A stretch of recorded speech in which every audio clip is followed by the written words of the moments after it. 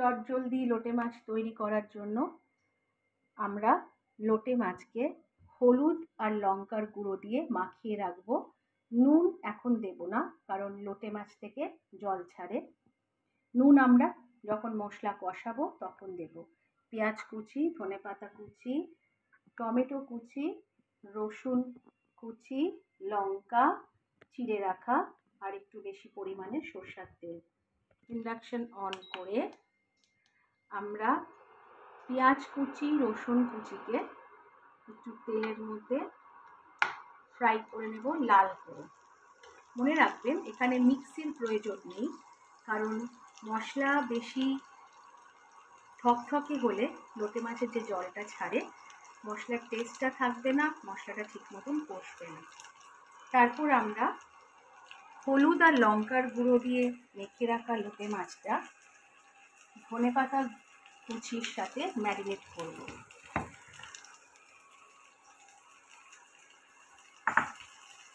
এক সাইডে হচ্ছে আমার পেঁয়াজ আর রসুন কুচি করে হালকা ব্রাউনিশ মতন আনবো ফ্রাই করতে করতে।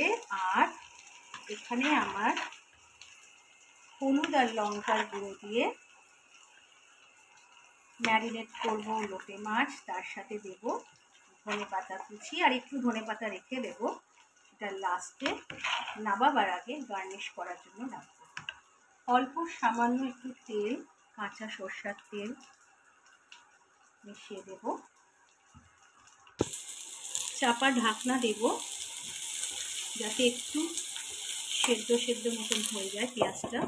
প্রথমে আমরা ঢাকনা ছাড়াই ভাজবো, পেঁয়াজের জলগুলো যাতে বেশি পরিমাণে না থাকে। তারপর পেঁয়াজটা একটু মজে এলে একটু চাপা ঢাকনা দিয়ে দেবো যাতে ভাজাটা লেগে না যায়।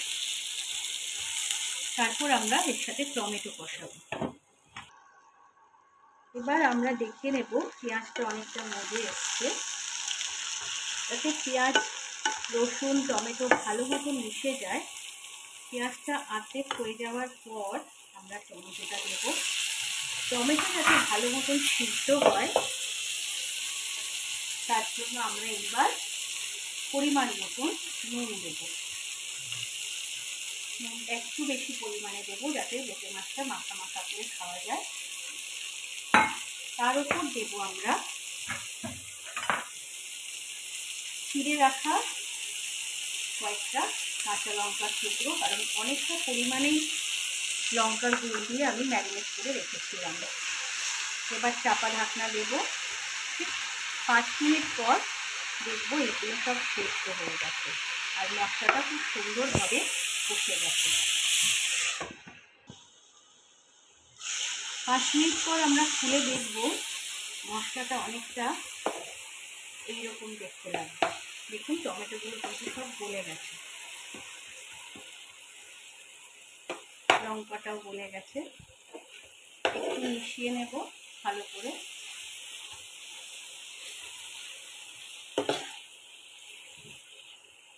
এখানে জল দেওয়ার কোনো প্রয়োজন নেই।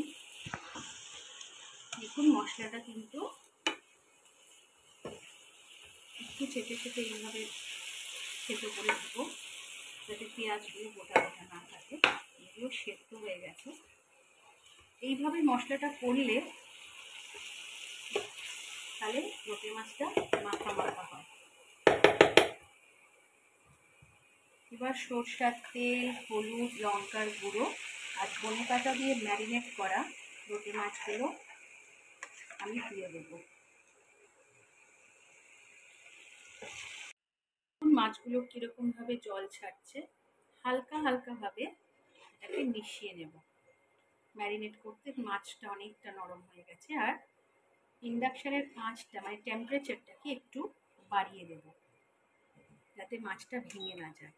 চাপা ঢাকনা দেওয়ার আর কোনো প্রয়োজন নেই, নিজের থেকেই জলটা শুকিয়ে যাবে। দেখুন লোটে মাছটা অনেকটা জল টেনে নিয়েছে, পুরোপুরি মাখা মাখা হয়ে গেছে। তেলগুলো খালি ওপরে রয়েছে, খুব আলতো হবে। মাছ দেখুন গোটা গোটা আছে।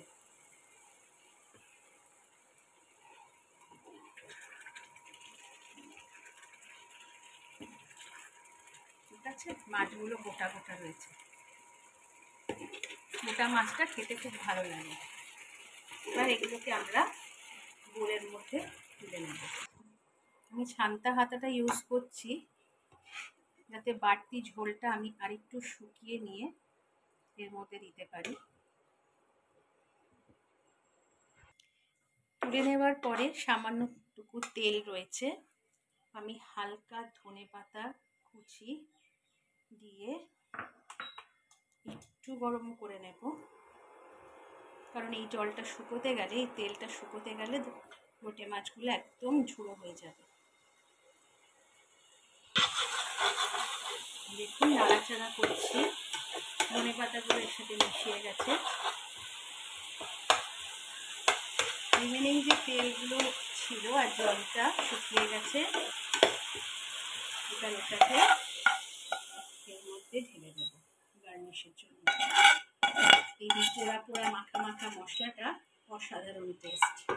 তাহলে রেডি হয়ে গেল আমাদের চট জলদি লোটে মাছের রেসিপি। ভালো লাগলে লাইক, শেয়ার আর সাবস্ক্রাইব করতে